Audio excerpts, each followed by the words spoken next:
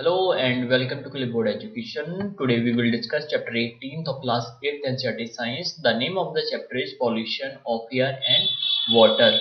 So without wasting any time, let's move forward. Page number 1. So what is the combination of mixture of gases that are present in our atmosphere? So we have majorly two gases. First one is nitrogen. The percentage of nitrogen in the atmosphere on earth is 78% nitrogen 78% है। हमारे वातावरण में 21% oxygen है और बाकी जो 1% बचता है उसमें carbon dioxide, argon, methane, ozone and water vapour present होती हैं बहुत ही स्मॉल क्वांटिटीज में। तो 78% नाइट्रोजन, 21% ऑक्सीजन और बाकी अन्य गैसेस हमारे वातावरण, हमारा जो वायुमंडल है उसका निर्माण करती हैं। आगे है when air is contaminated by unwanted substances which have a harmful effect on both the living and non living it is referred as air pollution. Air pollution क्या है? जब भी हमारी वायु में कुछ ऐसे वांछनीय पदार्थ मिल जाते हैं जो कहीं ना कहीं सारे जैविक और अजैविक जीवों के लिए हानिकारक सिद्ध होते हैं, हानिकारक प्रभाव डालते हैं सभी लिविंग और नॉन लिविंग एंटिटीज पर, उसको एयर पॉल्यूशन कहा जाता है। So we can say this is the contamination of the pure air by some unwanted substances. Second है how does air get polluted. Second page में हम देख रहे हैं जो वायु है वो कैसे प्रदूषित होती है। The substances which contaminate the air are called air pollutants. प्रदूषक हैं क्या? एयर पॉल्यूटेंट्स है क्या? जो भी चीजें शुद्ध वायु में मिलकर उसको खराब करें, प्रदूषक हैं।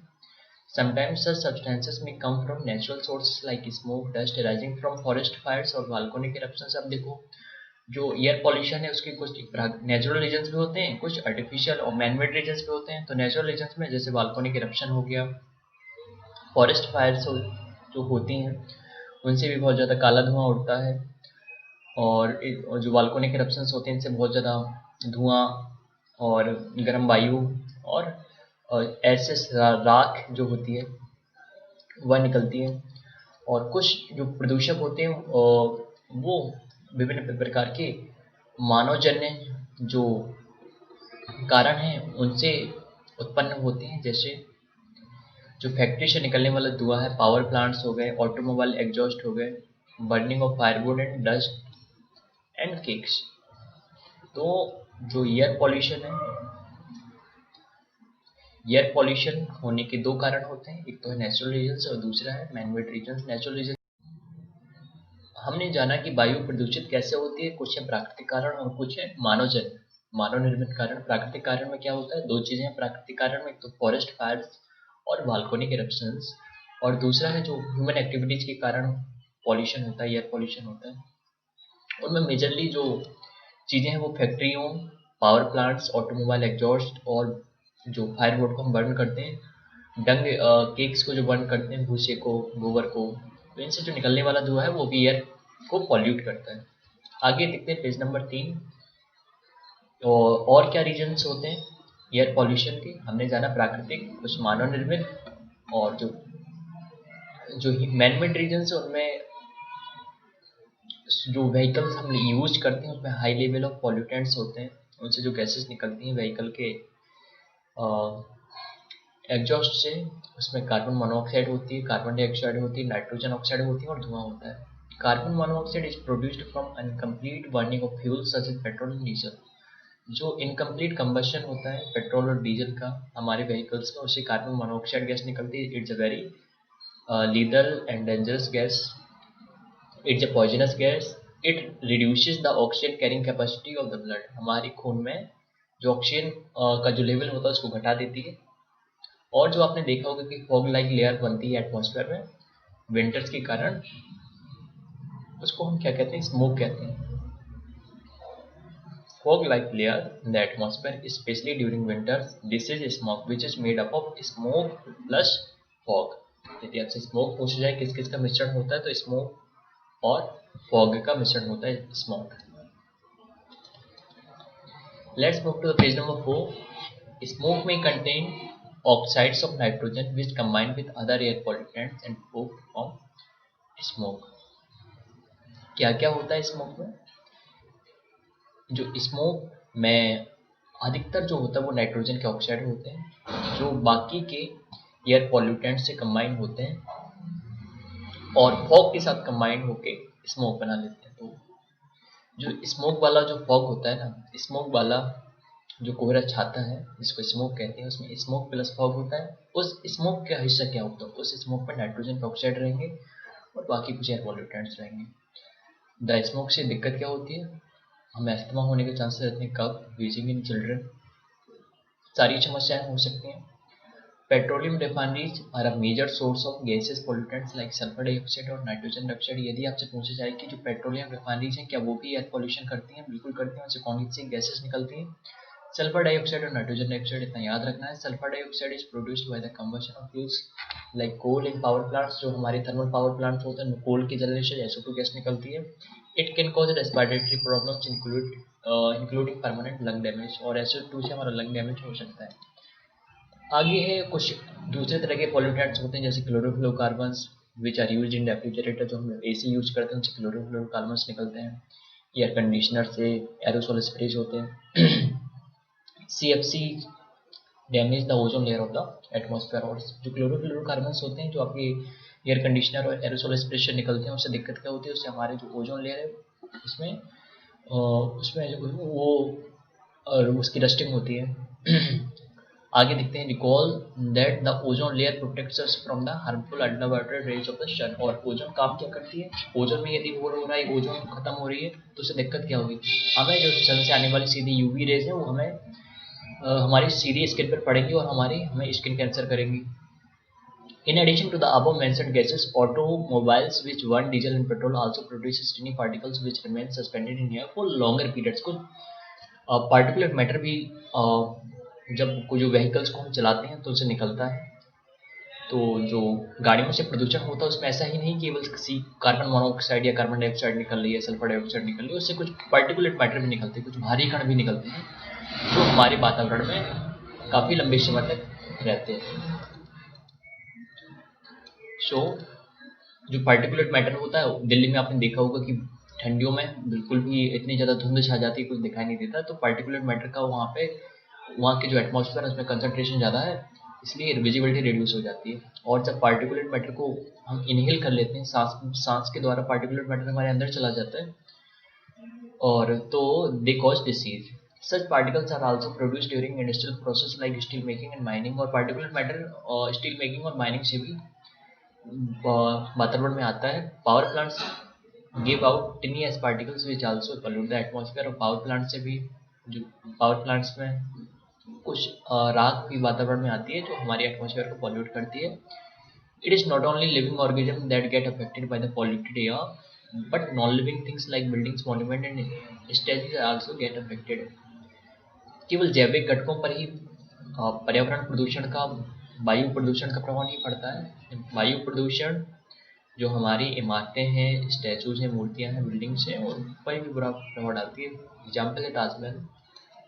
होता क्या है कि जो हमारी वायु में, वातावरण में जो भी विषैले जो तत्व जमा हो जाते हैं वो बारिश से सीधे घुलकर हमारी बिल्डिंग्स पर और स्टैचूज पर, मॉन्यूमेंट्स पर गिरते हैं, जिससे उनका वो रंग खराब हो जाता है। The industries located in and around Agra, like rubber processing, automobile industries, chemical, and especially the Mathura oil refinery, have been responsible for producing pollutants like sulfur dioxide, nitrogen oxide। Agra के पास है क्या? हम ताजमहल का केस कंसीडर कर रहे हैं। आगरा के पास में बहुत सी रबर प्रोसेसिंग इंडस्ट्रीज हैं, कुछ ऑटोमोबाइल, केमिकल्स इंडस्ट्रीज में, खासकर मथुरा ऑयल रिफाइनरी। वहाँ से क्या होता है कि सल्फर डाइऑक्साइड और नाइट्रोजन ऑक्साइड गैसेज प्रोड्यूस होती है, और यही जो गैसेज जब वाटर वेपर के कॉन्टेक्ट में आती है ना, तो सल्फ्यूरिक एसिड और नाइट्रिक एसिड बना लेते हैं, और जब बारिश होती है ना तो वो हमारे जो ताजमहल है उसके ऊपर प्रेसिपिटेट होती हैं। उसके ऊपर जब ताजमहल के ऊपर सारी बूंदें गिरेंगी SO2 सल्फ्यूरिक एसिड की और नाइट्रिक एसिड की, तब हम इसको एसिड रेन कहते हैं, और इसी से ताजमहल हमारा बदरंग होता जा रहा है। Acid rain corrodes the marble of the monument, the phenomena is called marble cancer. और इससे मार्बल खराब होता है और इस घटना को मार्बल कैंसर कहते हैं, जब मार्बल पर HNO3 और H2SO4 की गैसेस एक लिक्विड फॉर्म में गिरती हैं। Suspended particulate matter such as the soot particles emitted by Mathura oil refinery has contributed towards the yellowing of the marble। यदि आपसे क्वेश्चन पूछा जाता है कि जो आगरा में ताजमहल बदरंग क्यों हो रहा है, पीला क्यों हो रहा है, तो उसमें एक तो एसिड रेन भी रीजन है और दूसरा रीजन है जो मथुरा ऑयल गैस रिफाइनरी है। मथुरा ऑयल रिफाइनरी से कुछ सूट पार्टिकल्स भी इमिट होते हैं जिससे हमारा जो ताजमहल का मार्बल है वो येलो हो रहा है। आगे देखते हैं green house gas. Green house gas होता है कि पृथ्वी का गर्म होना। जब आगे देखते हैं, मैं समझा रहा हूँ। We know that the sun's rays warm the earth surface. जब भी सूर्य की किरणें हमारी पृथ्वी पर पड़ती हैं, पृथ्वी गर्म होती है। A part of the radiation that falls on the earth is absorbed bye it. होता क्या है, पृथ्वी पर जो भी रेडिएशन आता है उसका कुछ भाग एब्जॉर्ब कर लिया जाता है और कुछ रिफ्लेक्ट हो जाता है स्पेस में, ठीक है। A part of the reflected radiation is trapped by the atmosphere. कभी जो रिफ्लेक्टेड रेडिएशन होता है वो कभी ट्रैप हो जाता है। This trapped radiation further warms the effect, it is called green house effect. और जो रिफ्लेक्टेड रेडिएशन था जिसको स्पेस में जाना था वो हमारे एटमॉस्फेयर में ही फंस जाता है और निकल नहीं पाता और पृथ्वी और ज़्यादा गर्म होती जाती है। This phenomena is called the green house effect. Excess of CO2 in the air is one of the gases responsible for this effect. Green house gas प्रभाव को बढ़ाने वाली गैसेस हैं कार्बन डाइऑक्साइड। कार्बन डाइऑक्साइड की जब concentration atmosphere में ज़्यादा हो जाता है तो जो रिफ्लेक्टेड रेडिएशन है जिसको स्पेस में जाना चाहिए वो हमारे एटमॉस्फेयर में ही फंसा रह जाता है और जो हमारी पृथ्वी है वो गर्म होती रहती है। So why CO2 is increasing? On one hand, CO2 is continuously being released because of the human activities. On the other hand, under forest is decreasing. एक तो हम इतने ज़्यादा व्हीकल्स, फैक्ट्रीज, इंडस्ट्रीज हम चला रहे हैं और दूसरी जगह हम वनों को भी काट रहे हैं, ठीक है। तो वन जो हमारे फॉरेस्ट हैं वो CO2 को O2 में कन्वर्ट नहीं कर पा रहे हैं और CO2 का कंसंट्रेशन लगातार एटमॉस्फेयर में बढ़ जा रहा है। CO2 traps heat and does not allow it to escape into the atmosphere। होता क्या है कि CO2 बढ़ जाती है और जो हमारी रिफ्लेक्टेड रेडिएशन है वो स्पेस में जा ही नहीं पाता है। As a result the average temperature of the earth atmosphere is gradually increasing. This is called global warming. और ग्लोबल वार्मिंग क्या है कि जब ग्रीन हाउस इफेक्ट हुआ तो पृथ्वी का तापमान लगातार उस बढ़ा, इसी को करना कहते हैं हम ग्लोबल वार्मिंग। पृथ्वी गर्म हो रही है। Other gases like methane, nitrous oxide, water vapour also contribute toward this effect. इसको भी याद रखना है कि और कौन कौन सी गैसेस हैं जो ग्रीन हाउस इफेक्ट को बढ़ाती हैं। सबसे पहले यदि आपके वातावरण में मीथेन है और नाइट्रस ऑक्साइड है, वाटर वेपर, ये भी ग्रीन हाउस इफेक्ट को बढ़ावा देती हैं। Like CO2 they also are called green house gases. CO2 की तरह इनको भी ग्रीन हाउस गैसेस कहा जाता है। तो यदि मैं पूछूं क्या water vapour green house gas है, बिल्कुल water vapour, nitrous oxide, methane और CO2 ये सारे ग्रीन हाउस गैसेस हैं। आगे देखते हैं ग्लोबल वार्मिंग का सीरियस थ्रेट।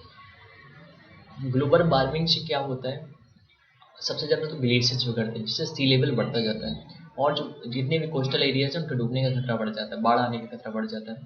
ग्लोबल वार्मिंग को result in the wide ranging effects. इससे रेनफॉल पैटर्न्स हैं, जो क्रॉप के जो पैटर्न्स है, रेनफॉल पैटर्न चेंज होगा तो क्रॉपिंग पैटर्न भी चेंज हो जाएगा। Agriculture, forest, plants and animals सभी कुछ प्रभावित होता है ग्लोबल वार्मिंग से। तो ग्लोबल वार्मिंग से ऐसा ही नहीं केवल पानी की वृद्धि होगी, पृथ्वी गर्म होगी, तो उससे आपका वातावरण, आपका मौसम, आपकी हवाएं, आपकी जलधाराएं सभी प्रभावित होती हैं और अंतोगत्वा एग्रीकल्चर, फॉरेस्ट और प्लांट्स और एनिमल्स भी प्रभावित होते हैं। So we can say the global warming is a serious threat. Majority of the people living in the regions which are threatened by the global warming are in Asia. खासकर Asia ज़्यादा प्रभावित हो रहा है ग्लोबल वार्मिंग से। The temperature may rise by more than 2 degrees Celsius by the end of the century, a level that is considered dangerous। और इस शताब्दी के अंत तक मीन्स जब 22वीं शताब्दी आएगी, जब 21वीं सदी का एंड चल रहा होगा, तब तक हमारा टेम्परेचर 2 डिग्री सेंटीग्रेड बढ़ जाएगा। नेक्स्ट, सो मैनी कंट्रीज, इसको सॉल्व करने के लिए, इस इश्यू को सॉल्व करने के लिए हम प्रॉब्लम से कैसे मुक्त हों, तो many countries have reached an agreement to reduce the emission of the green house gases. The Kyoto protocol is one such agreement. कुछ कंट्रीज ने मिलकर कुछ एग्रीमेंट की है, उनमें से एक है क्योटो प्रोटोकॉल। क्योटो प्रोटोकॉल में उन्होंने क्या कहा है कि हम जो कंप्रेस्ड नेचुरल गैसेस हैं और अनलेटेड जो पेट्रोल है उनका यूज करेंगे, जिससे जितना में जो पॉल्यूशन हो रहा है व्हीकल से, इंडस्ट्री से या फॉसिल फ्यूल के इस्तेमाल से, वो कम होगा। हम नेचुरल गैस का यूज करेंगे और ऐसा और अनलेटेड पेट्रोल यूज करेंगे जो जो जो भी कम्बस्ट जिसका जब कम्बस्टन होगा तो हानिकारक गैसेस नहीं निकलेंगे। आगे देखते हैं, there is a need to switch over to alternative fuels instead of the fossil fuel for our energy requirement. हमें रिन्यूएबल एनर्जी की तरफ जाना चाहिए, हमें फॉसिल फ्यूल्स का इस्तेमाल नहीं करना चाहिए, हमें सोलर एनर्जी का, हाइड्रो पावर, विंड एनर्जी का यूज करना चाहिए। In this direction India is moving very fast. So we have large goals set by our government to achieve respected levels of renewable energy. Third point है we can plant trees and nurture the ones already present in the neighbourhood. हमें पौधे तो लगाने ही लगाना है, पौधे लगाने हमें रिन्यूएबल एनर्जी का यूज करना है और जो CNG और अनलेटेड पेट्रोल का यूज करना है. ये सारी चीज़ें का यूज करके हम ग्लोबल वार्मिंग को कंटेन कर पाएंगे. अब होता है पानी का प्रदूषण, जल प्रदूषण जिसको कहा जाता है. इसमें होता है क्या है, एक तो पानी बहुत ख़त्म हो रहा है क्योंकि हमारी पॉपुलेशन और अर्बनाइजेशन हो रहा है, एग्रीकल्चर एक्टिविटीज़ इतनी बढ़ रही हैं कि पानी हम इसकी कमी पूरी नहीं कर पा रहे हैं. फिर होता क्या है कि जो भी पानी जल हमारे चारों ओर हाइड्रोस्फीयर में अवेलेबल है उसमें कभी कभी स्वेज मिल जाता है, इंडस्ट्री के जो केमिकल्स निकलते हैं वो मिल जाते हैं, उसमें बाकी की गंदगी मिल जाती है और then water becomes polluted. The substances that pollute water are called water pollutants. Water pollutants होते हैं ऐसे पदार्थ जो पानी को गंदा करते हैं, उसको पीने लायक नहीं जो बचाते हैं. Recently a study by the World Wide Fund for Nature WWF ने कहा है कि Ganga is one of the 10 most endangered reverse in the world. संसार में सबसे ज़्यादा जो इंडेंजर्ड रिवर्स है 10 इंडेंजर्ड रिवर्स में से एक है Ganga. Next we see an ambitious plan to save the river called the Ganga action plan. Ganga action plan 1985 में रिलीज हुआ था. Now the government of India has launched a new initiative known as the National Mission for Clean Ganga Mission in 2016. 2016 में national mission for clean Ganga mission आया. ठीक है, सो आगे देखते हैं एक इंटरेस्टिंग चीज. Have you seen ponds which look green from a distance because they have a lot of algae growing in them. कभी कभी कुछ तालाब होते हैं जो बिल्कुल हरे हो जाते हैं. एक इसका रीजन है कि उसमें एल्गी शैवाल का ज़्यादा ग्रोथ हो जाती है. शैवाल की ग्रोथ क्यों होती है? This is caused by excessive quantities of chemicals which get washed from the fields. These act as nutrients for algae to flourish. Once these algae die, they serve as food for the decomposition like bacteria. A lot of oxygen in the water body gets used up. That results in a decrease of the oxygen level which may kill aquatic organisms. जो होता क्या है, किसी भी तालाब में यदि chemicals और इंडस्ट्रियल एफ्लुएंट्स छोड़े जाएंगे तो वहाँ पे जो एल्गी हैं वो बढ़ जाते हैं. और एल्गी जब डिकम्पोज होते हैं तो उनको डिकम्पोज करने के लिए बहुत से बैक्टीरिया तालाब में आते हैं. और बैक्टीरिया जब डिकम्पोज कर रहे हैं तो उनको ऑक्सीजन भी चाहिए होती है. तो ओवरऑल जो ऑक्सीजन का लेवल होता है तालाब में वो ख़त्म हो जाता है. और बाकी जो मछली इसलिए बड़े जानवर रह रहे हैं तालाब में, बाकी के जो एनिमल्स हैं, ऑर्गेनिजम्स हैं, वो प्रभावित होती हैं क्योंकि जो ऑक्सीजन का लेवल था वो तो आपके बैक्टीरिया ने यूज कर लिया एल्गी को डिकम्पोज करने के लिए. So we must not shed industrial effluents into ponds और अदर वाटर बॉडीज. इसके लिए रेगुलेट करना चाहिए सरकार को, कंट्रोल करना चाहिए कि सारी चीज़ें जो भी इंडस्ट्रियल एफ्लुएंट्स हैं, इंडस्ट्री का केमिकल का जो भी वेस्ट है वो तालाबों में और बाकी की वाटर बॉडीज में ना जाए.